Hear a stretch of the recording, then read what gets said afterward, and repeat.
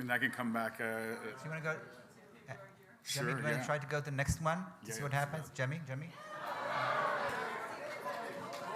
Okay. Excellent. Thank you. Whoever fixed it, thank you.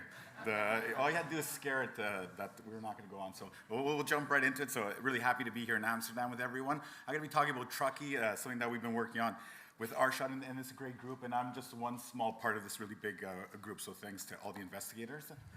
Oh, we lost it. No. Not again. No dinner too.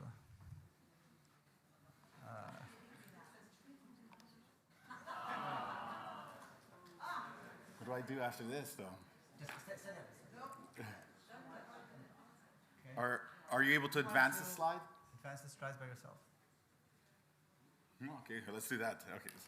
And I don't have a monitor here, but no, if you can, I'll let you know in advance. So these are my disclosures. You can move on to the next one. Okay.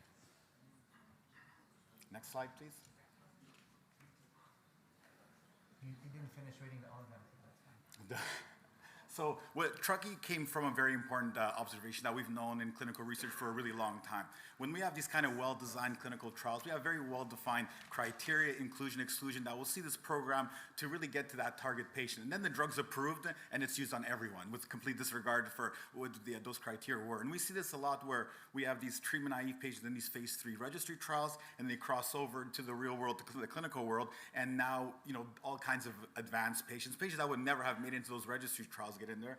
And we sometimes have to reconcile those early post-approval findings. Safety tends to come up versus those phase 3 trials. And so this is what all the investigators really spanning across the US here we're working on. Can I have the next slide, please?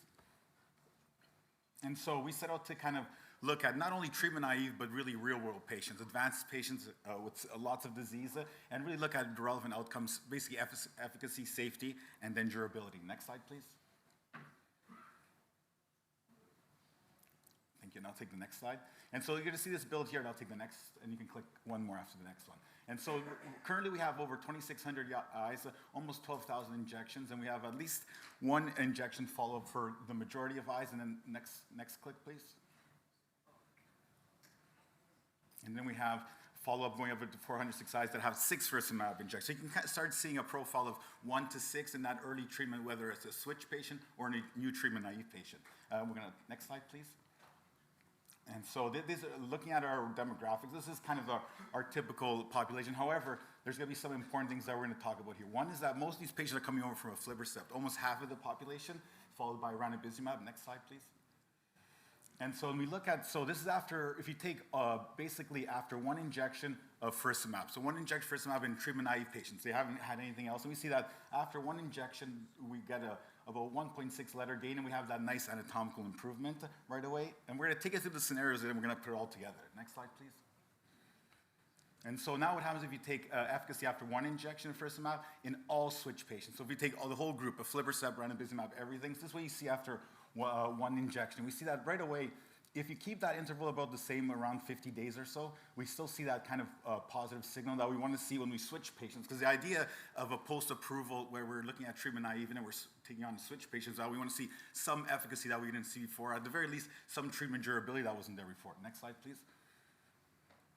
And so this is after aflibercept. Now we went from all comers to one injection after aflibercept, and we still see that same positive. So now we're starting to see that even though this is going to be a mixed bag of patients, treatment-naive, patients that are been switched from one drug, patients that have been switched from another drug, we're starting to see this trend really, really apparent and really, really consistent, that they improve, they get better. Next slide, please. And so this is what we really see when we put them on there in terms of intraretinal fluid and subretinal fluid. You can say generally that no matter if they're treatment-naive, no matter if they're switched, from ranibizumab, aflibercept, whatever, this is going to be their profile. About a 20 to 40% reduction fluid with a concomitant decrease of somewhere between 50 and 100 microns on OCT. Next slide, please. And then this is 6 injections over all switch patients, and we start seeing that same effect. That now, we're here, these patients received injections not based on any protocol, but based on what that retina specialist or that investigator saw. So these were patients, but they were not on every month, they're not every other month. They were whenever the patient got them. So to see that efficacy still show up there is really encouraging and gives us good, a bona fide approach to dealing with these patients. And next slide, please. And this is 6 from patients switched from aflibercept, and we still see the same thing. This gives us a lot of credence for the robustness of our assessment, because we can say that irrespective of whichever group, we're seeing the same effect there. And then next slide, please. And this is what we're looking at safety. So in terms of safety, we saw that whether it was some anterior chamber IOI or we had 4 cases of endophthalmitis, most of them returned to baseline. All group returned to baseline. So we didn't have any IOIs, and no occlusive retinal vasculitis, no vasculitic, and no patient that lost vision that didn't return to vision. Next slide, please. And so this is a couple examples. So this is a patient that went from there without fluid that was able to get rid of a fluid after faricimab going from aflibercept. This is an interesting, because this is what, in my mind, is the Ang-2 effect. Because we have a patient who was getting treated with aflibercept fairly regularly, and then all of a sudden that fluid goes away that never went away before. And Ang-2, the idea is that it's a vascular disruptive agent that can stabilize these choroidal neovascular complex to kind of shift them so that they still work, but they're not associated with a big degree of pathology. And next clip, please. And then we see here with the same effect there with that totally being collapsed down. Next slide, please. And the same goes for intraretinal fluid. We have a lot of these patients that have kind of that mix of what looks like a mess sometimes in their fovea and perifoveal area, and we see that nice response after faricimab. And next slide, please. So, and you can click again, and click again, and click again, and click again.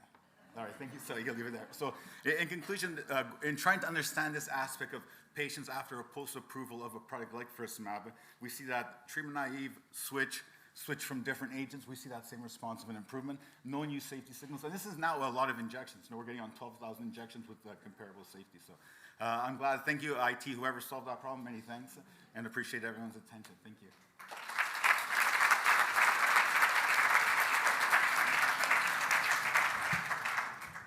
Thank you so much. I think we'll have to continue because we're not doing well with time. So I'm very happy to invite Jamie Chang. She will talk to us about intravitreal aflibercept 8 milligrams in patients with PCV, a phase 3 PULSAR trial subgroup analysis.